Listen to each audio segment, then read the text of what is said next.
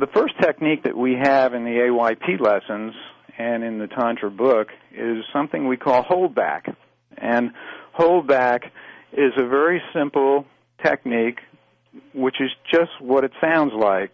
It's coming within a range of orgasm, and in most cases we're talking about the man here, but not always, and then holding back. Right, stopping, wait. Holding back and stopping, pulling out, going to whatever mode it needs to be to hold back from the orgasmic experience, and then letting things settle down for a few minutes or however long it takes, and then you begin again, and then you do the same thing again, and then you do the same thing again. In fact, this process has been called by other authors, it's been called the valley orgasm, where you go up a hill, come close to orgasm, you stop before orgasm, and then you go down in a little valley, but not all the way back to the beginning where you started. And then you go back up again, and you go higher than the previous peak, and then you come close to orgasm again, and then you stop again, and then you go back down in another little valley. But this valley is higher than the last one. And then you go back up again, right before orgasm, you stop, you go down in another valley. Well, that valley is higher than the one before. So you're actually climbing a staircase of, we'll use the word pleasure, we'll use the word ecstasy, we can also use the word transcendence, because it becomes a very transcendent experience like you were talking about before, Scott. Mm-hmm.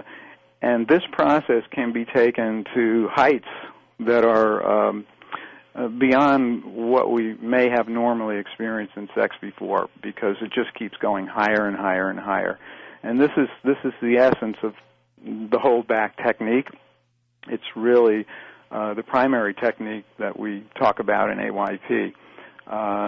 And I think I call it in the book the stairway to heaven. And that probably came from a song, didn't it? Could be, yeah, a 6-minute and 52-second song, I think. Yeah. So, in any case, that's the basic technique, and it really applies in any sort of sexual relations, including solo relations by yourself. This same technique can be practiced for those that are inclined.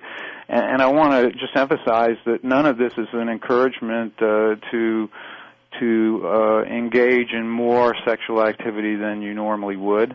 This is just something that can be incorporated into our normal sex life, if you will. It obviously is altering the procedure of sex, but it's not a recommendation to be having sex 3 times a day instead of, however often a person might be doing it now. No. Well, one of the main points that you seem to make in all your writings and everything that I've read about it, it's the cultivation and the preservation of your prana and that inner energy. And if you just going around and going from start to finish with each sexual act, that just ends up depleting you. There's a reason that there are so many jokes about as soon as things being done, the man rolls over and falls asleep. Well, it takes a tremendous amount of energy, and if that energy is held back, it can go to other places. And the overall technique and the overall purpose, at least in my understanding, and correct me if I'm wrong, is to preserve that and continue to take that higher and higher. And so maybe, part of the answer or part of the technique or the solutions would be to not engage in it quite so often, even though it might feel opposite like you want to. That can be the case, although in AYP we don't say, that abstention is something people ought to be doing. In fact, as I mentioned before, orgasm isn't the enemy. You can go up this holdback technique to a very great height and then still have orgasm and still have a great benefit from the practice. And I should mention that the real benefit of the practice, like all the other practices, isn't so much in the practice itself. We're not doing the practice for the sake of our experience in the practice. We're doing the practice for the sake of what it adds to our daily life. So if there's an orgasm, the real issue with orgasm for a man especially is how often. If a man is having an orgasm, once a week or once every 3 weeks or even twice a week, that's not going to deplete the man's spiritual vitality, if you will, to the point where he would not gain from tantric practices. Of course, in the case of a woman, generally, it's the opposite situation where orgasm is naturally takes longer to come. That's not always the case, but with a man understanding this technique, and now we're getting into sort of the everyday practicalities of having sex. With a man understanding this technique, he's in a position to last much longer with a woman and satisfy her much more than he could with just what has been called wham bam thank you ma'am. Right. You know, complete opposite of that. So using the holdback technique has very practical benefits for couples, and it empowers the man to really be able to last for his partner, and that's a very practical benefit. Okay, we got John from California on the line here, and Yogani, if you don't mind, we'll take a phone call. John? Yes, hi. Hi, we're all adults here, so let's act like adults. What's your question for Yogani today? Yeah, my question is generally about this holdback technique. Yogis have various techniques for controlling the normal physiological processes. For example, stopping the heartbeat. Now, I was wondering, this holdback technique, how difficult to master this technique is? And how would you compare it? Let's say, is it equivalent to stopping one's heartbeat or, raising the temperature of one's body to melt ice? And in other words, is this something that's really takes a lot of advanced training and practice, a long time to master, or is it something relatively easy compared to other yogic body mastering Hi, John. Techniques. It's very easy if the man and the woman working with him, if that's the case, has some desire and determination and persistence. It's really just a matter of working with it. It's not that difficult to master, and it's okay to fall off the cart.